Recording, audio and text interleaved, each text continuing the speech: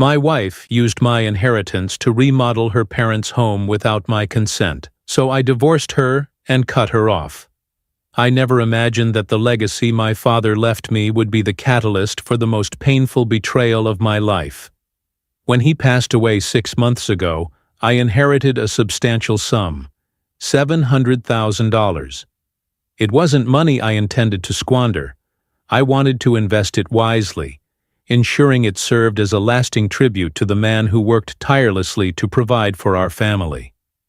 I had ideas, maybe purchasing a small property or securing stable financial investments.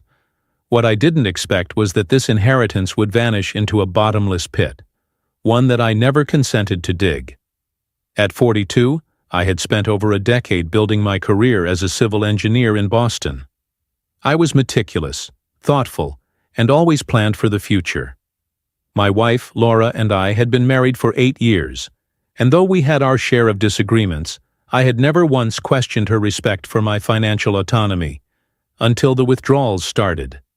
The first time I saw the missing funds, I assumed it was an error, or possibly fraud. Large amounts, $10,000 here, $15,000 there, were leaving my account in quick succession. I contacted the bank, but they assured me that the transactions were authorized. The sinking feeling in my stomach only deepened when I confronted Laura, expecting shock or denial. Instead, she was disturbingly nonchalant. "Don't worry," she said with a wave of her hand. "It's an investment." Investment in what? That was when she dropped the bombshell, her parents' house. Without so much as a conversation, she had decided to finance a full-scale renovation for them. It wasn't just a new kitchen or a repaired roof, it was a complete overhaul, flooring, structural changes, a swimming pool, high-end landscaping. The sheer audacity of it left me speechless. She justified it as a family matter. Her parents' house, she claimed, was in dire need of upgrades. By improving their home, she argued, she was ultimately benefiting our family as well. What baffled me was her complete lack of remorse.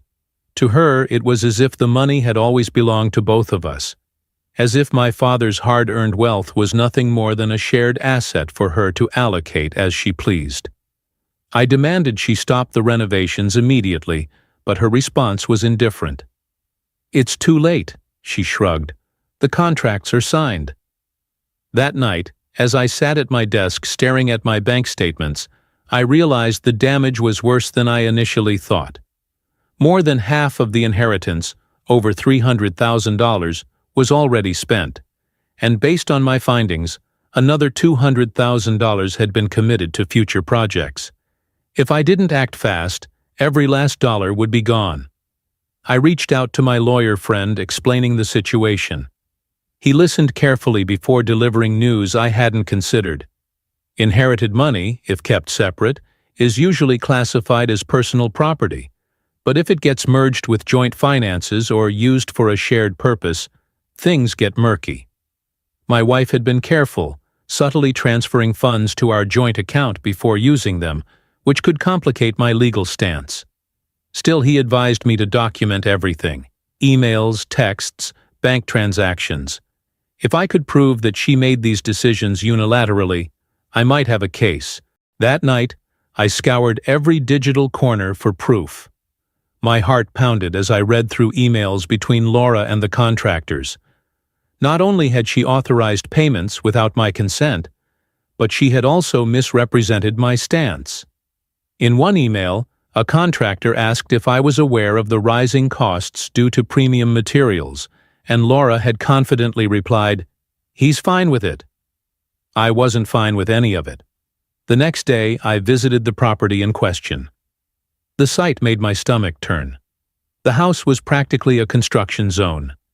Half-finished walls, a newly dug-out backyard where a pool was set to be installed, and contractors bustling about. When I asked how much more needed to be paid, I was shown an invoice totaling another $200,000. This confirmed my worst fear. If I didn't take action immediately, the last of my father's money would be gone. Laura's arrogance had reached an unbearable peak. She continued spending as if the money were endless, sending me messages filled with pictures of newly selected furniture, expensive lighting fixtures, and luxury landscaping features. Every text felt like another dagger to my chest, a reminder that she had no regard for the boundaries I had clearly set. The final straw came when I spoke to her parents. I had assumed they knew the money was mine, that they were active participants in this financial manipulation. Instead, I discovered something even more infuriating. Laura had told them that I had enthusiastically insisted on funding the project. Her mother even pulled me aside, patting me on the back for my supposed generosity. Her father smiled warmly, thanking me for my selfless contribution to their dream home. I had been turned into an unwilling philanthropist, all in the name of Laura's fabricated narrative. That night, I made my decision. My father's money was mostly gone, but I refused to let Laura walk away unscathed. I initiated the divorce proceedings quietly, ensuring my assets were protected before she could attempt to claim more. My lawyer advised freezing our joint account, a move that immediately halted her ability to continue spending. When she realized what I had done, she was livid. She stormed into the house, accusing me of overreacting. "You think you can win?" she sneered. "Half of what you own is mine." She underestimated me.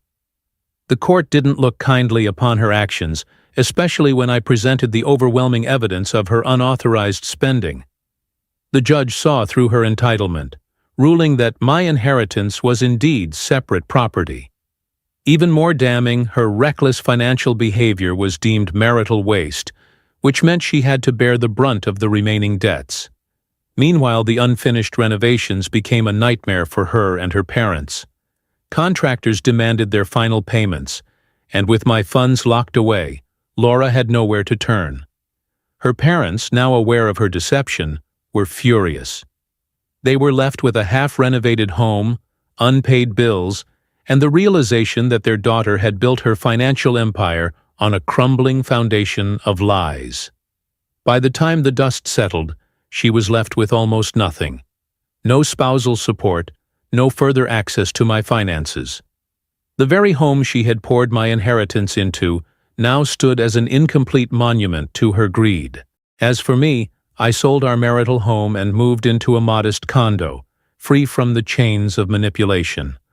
My father's legacy had been tarnished, but in the end, I honored it by standing up for myself, refusing to let greed and deceit define my future. If you enjoyed this story, don't forget to subscribe. Not because I told you to, but because you don't want to miss the next one. Trust me,